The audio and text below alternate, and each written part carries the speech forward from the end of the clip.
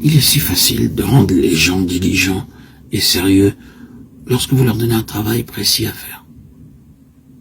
À défaut de cela, il y a peu ou pas d'initiative personnelle en eux qui les pousserait à prendre l'attitude suivante. Il est fort possible que Dieu ait quelque chose en vue, je n'en sais rien, mais je m'en vais mettre à profit ce temps actuel pour lui. De sorte qu'au moment venu, je serai prêt, s'il devait m'appeler.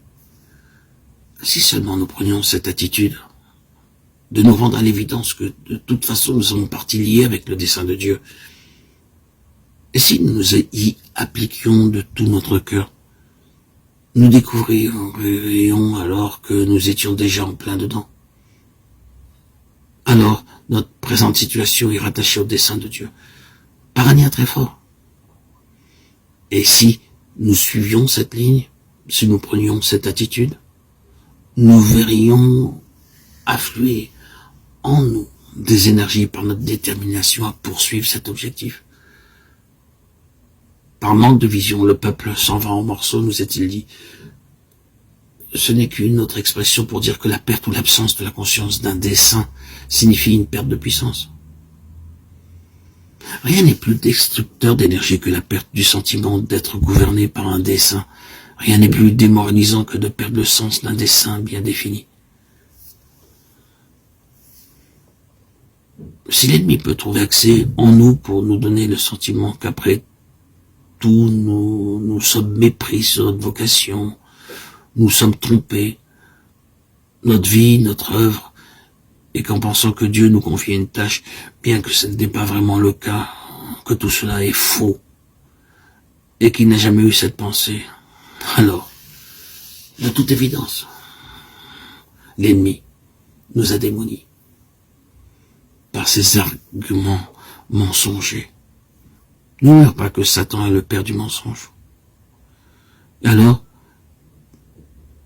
qu'en est la conséquence?